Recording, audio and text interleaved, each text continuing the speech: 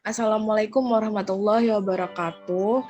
Kami dari kelas pemrograman berorientasi objek 1, kelas B, dari kelompok 25 akan menjelaskan tentang final project PBO 1, yaitu tentang sistem perpustakaan. Nah, di sini kami membuat sistem perpustakaan yang kami beri judul Smart Library. Nah, kenapa harus perpustakaan? Karena menurut kami perpustakaan banyak aktivitas orang yang berkunjung ke sana, seperti melakukan aktivitas membaca, meminjam buku, serta mengembalikan buku yang telah dipinjam. Namun, ada beberapa perpustakaan yang masih menggunakan pengelolaan data secara manual dengan mencatat buku pengunjung, penambahan buku masih secara manual di dalam buku-buku yang sudah dipisah. Nah, contohnya ada perpustakaan pada daerah terpencil yang pastinya masih menggunakan sistem manual. Nah, hal ini mengakibatkan proses pelayanan dan pengelolaan data pada perpustakaan menjadi lama sehingga membuat kinerja petugas perpustakaan menjadi tidak efektif. Nah, anggota perpustakaan pun juga pasti kesulitan dong dalam mencari buku yang ada di perpustakaan tersebut. Nah, selain itu, kita menimbang dengan kita membuat sistem yang memudahkan ini, yaitu seperti keadaan sekarang seperti ini, yaitu karena adanya COVID-19 yang mengharuskan untuk melakukan kegiatan apapun dengan menjaga jarak dan mengurangi sentuhan.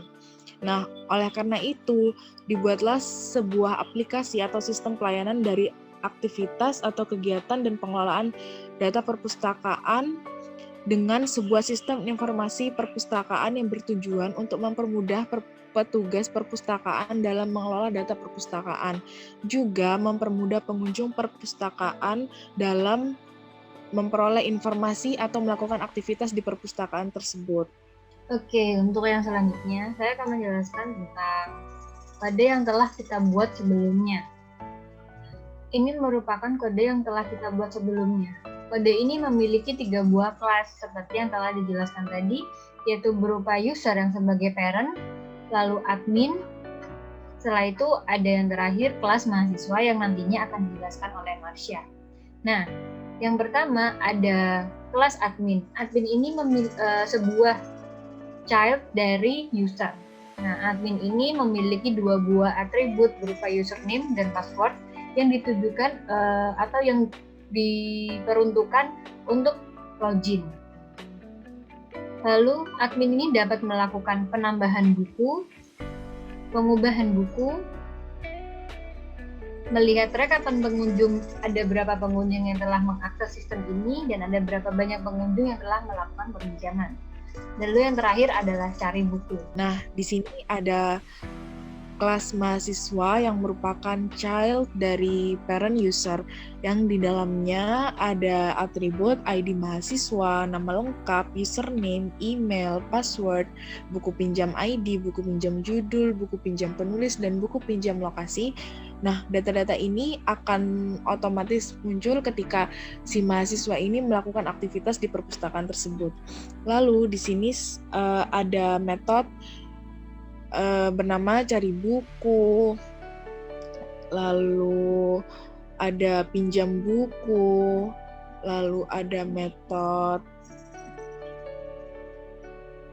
mengembalikan buku jika sudah waktunya mengembalikan, lalu ada aktivitas login. Nah, sebelum login pastinya si mahasiswa ini akan melakukan aktivitas registrasi terlebih dahulu, yang di dalamnya akan memasukkan nama lengkap, username, email, password, yang nantinya akan disimpan dalam database sebagai pengunjung baru.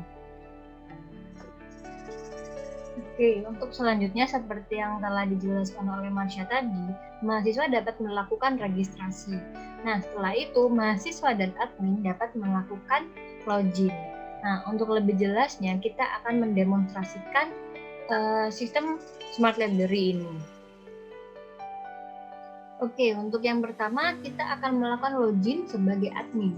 Admin hanya memasukkan username berupa admin dan password berupa admin juga.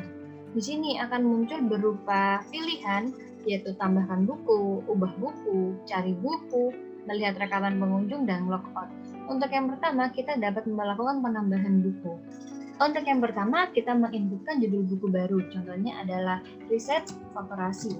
Nah, setelah itu kita menginputkan penulis dari buku ini, contohnya seperti penulis dari buku riset operasi ini adalah Adam.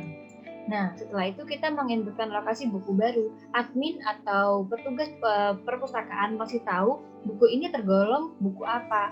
Contohnya kita memasukkan di L3, lalu akan memunculkan sebuah output buku berhasil ditambahkan dengan data judul buku, penulis, dan lokasi ditampilkan. Nah, data ini akan langsung masuk ke database yang telah kita buat tadi sebelumnya di MySQL. Nah, contohnya seperti ini.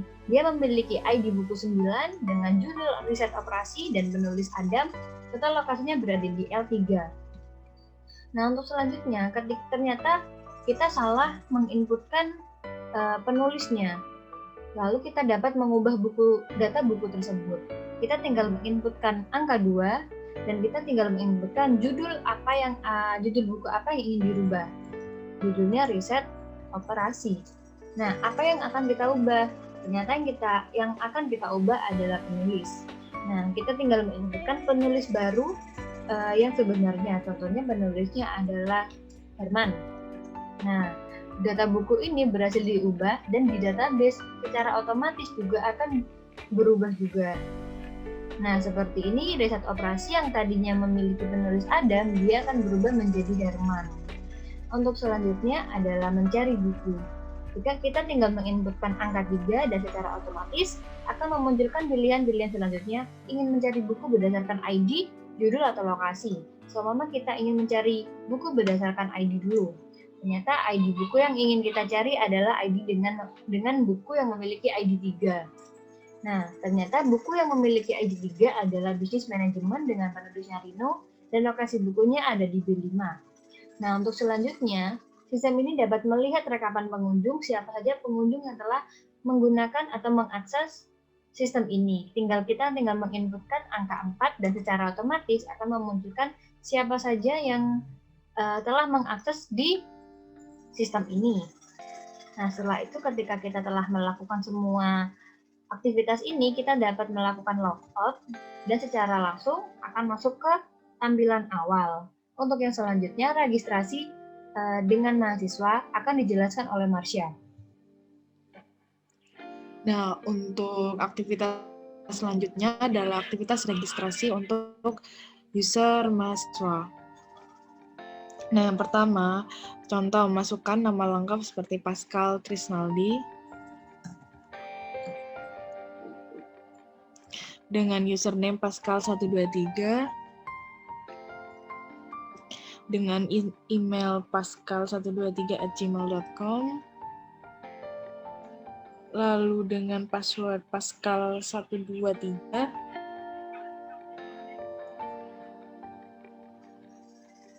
nah di sini otomatis akan munculkan pop-up selamat Pascal Trisnaldi, Anda berhasil registrasi, silakan login. Nah, dalam database akan otomatis menambah data baru di data mahasiswa, yaitu sebagai Pascal Trisnaldi. Nah, situ statusnya belum pinjam. Nah, lalu untuk melakukan aktivitas selanjutnya, aktivitas login, yaitu masukkan username Pascal123, lalu masukkan password Pascal123. Nah, di sini ada pilihan. Yang pertama, mencari buku, meminjam buku, atau mengembalikan buku. Lalu kita melakukan aktivitas yang pertama, yaitu mencari buku. Nah, di sini ada pilihan cari buku berdasarkan ID, judul, maupun lokasi. Nah, kita coba dengan mencari judul 2. Nah, kita masukkan judul riset operasi. Nah, otomatis di situ akan munculkan info tentang buku, yaitu ada ID buku, judul buku tentang riset operasi, terus penulisnya siapa, dan lokasinya ada di mana. Nah, lalu selanjutnya setelah mencari buku, misal kita akan meminjam. Nah, Di sini akan memunculkan pilihan juga, pinjam berdasarkan ID, judul, atau lokasi. Misal kita berdasarkan judul, kita masukkan riset operasi nih. Misalkan kita ingin pinjam buku riset operasi. Nah, di sini akan otomatis muncul tentang informasi buku dan info kalau buku tersebut sudah berhasil kita pinjam. Lalu di database akan otomatis tersimpan di data mahasiswa, yaitu munculkan bahwa buku riset operasi dipinjam atas nama Pascal Trisnaldi. Lalu di data buku otomatis buku riset operasi akan hilang karena statusnya sedang dipinjam oleh mahasiswa bernama Pascal. Nah, lalu selanjutnya jika ingin mengembalikan buku, kita pilih nomor 3. Nah, di situ akan memunculkan buku apa yang dipinjam dan statusnya berhasil dikembalikan. Lalu di database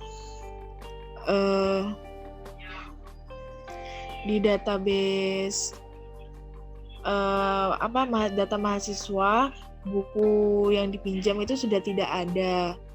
Nah, lalu di data buku otomatis data buku riset operasi akan muncul kembali dalam database karena sudah dikembalikan statusnya.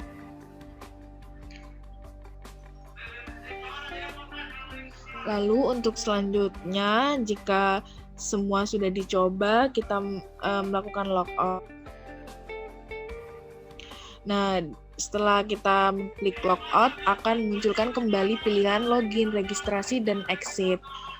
Kita inputkan angka 3 untuk keluar dari sistem.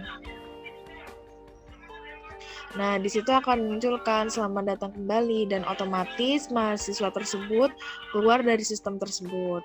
Sekian presentasi dari kelompok kami. Mohon maaf apabila ada kesalahan. Sekian, wassalamualaikum warahmatullahi wabarakatuh.